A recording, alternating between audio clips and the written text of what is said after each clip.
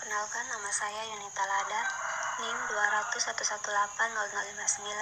kelas 2B semester 2, Prodi Fakultas Keguruan dan Ilmu Pendidikan, jurusan Pendidikan Guru Pendidikan Anak Usia Dini, Universitas Nusa Cendana. Di sini saya akan menjelaskan mengenai yang pertama, definisi perlindungan anak, yang kedua, konvensi hak anak, yang ketiga, empat hak anak, yang keempat, undang-undang perlindungan anak, dan yang kelima, definisi kekerasan anak. Yang pertama, definisi perlindungan anak.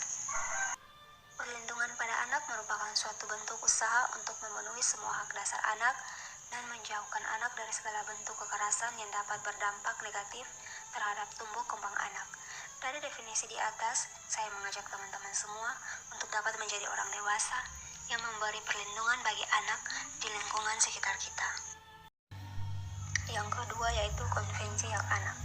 Konvensi Hak Anak merupakan instrumen internasional yang diratifikasi oleh Indonesia pada tahun 1990.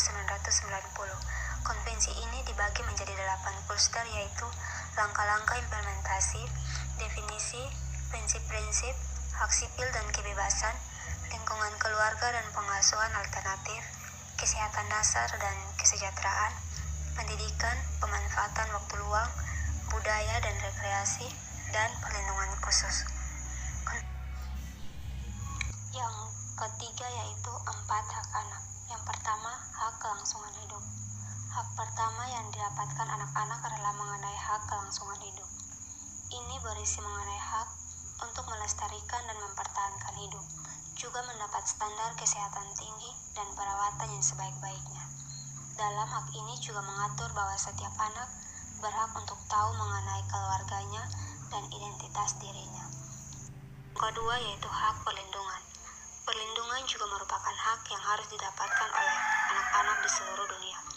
Perlindungan yang dimaksud adalah perlindungan dari diskriminasi, eksploitasi, kekerasan, dan keterlantaran. Yang ketiga, hak tumbuh kembang. Hak tumbuh kembang juga meliputi hak yang memperoleh pendidikan dan hak untuk mencapai standar hidup yang layak. Standar hidup yang layak ini mencakup standar hidup untuk perkembangan fisik, mental, spiritual, moral, dan sosial. Yang keempat yaitu hak partisipasi.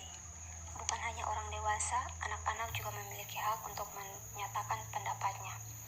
Anak-anak punya hak untuk menyatakan pendapatnya mengenai hal-hal yang berkaitan dan mempengaruhi anak-anak. Yang berikut saya akan membahas materi yang keempat, yaitu Undang-Undang Perlindungan Anak. Berdasarkan paradigma, maka Undang-Undang Nomor 23 Tahun 2002 tentang Perlindungan Anak yang saat ini sudah berlaku kurang lebih 12 tahun, akhirnya diubah dengan Undang-Undang Nomor 35 Tahun 2014 tentang perubahan atas Undang-Undang Nomor 23 Tahun 2002 tentang Perlindungan Anak, yang mempertegas tentang perlunya pemberatan sanksi, pidana, dan denda bagi pelaku kejahatan terhadap anak, terutama kepada kejahatan seksual yang bertujuan untuk memberi efek jera, serta mendorong adanya langkah konkret untuk memulihkan kembali fisik, psikis, dan sosial anak. Yang terakhir yaitu definisi kekerasan anak. Kekerasan terhadap anak adalah tindakan kekerasan secara fisik, seksual, penganiayaan emosional, dan pengabaian terhadap anak. Sebagian besar terjadi kekerasan terhadap anak di rumah anak itu sendiri, dengan jumlah yang lebih kecil terjadi di sekolah, di lingkungan atau organisasi tempat anak berinteraksi. Ada 4 kategori utama untuk tindakan kekerasan terhadap anak. Yang pertama, penelantaran anak adalah di mana orang dewasa yang bertanggung jawab gagal untuk menyediakan kebutuhan memadai untuk berbagai keperluan termasuk fisik, atau kegagalan untuk menyediakan makanan yang cukup. Yang kedua yaitu kekerasan fisik. Hal ini dapat melibatkan meninju, memukul, menendang, mendorong, menampar, membakar, membuat memar, menarik telinga atau rambut, menusuk, membuat terdesak, atau mengencok seseorang.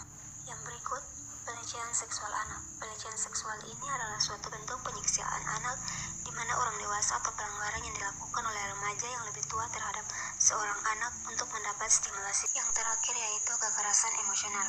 Kekerasan emosional dapat mengakibatkan gangguan kasih sayang yang abnormal atau terganggu, cenderung korban menyalahkan diri sendiri.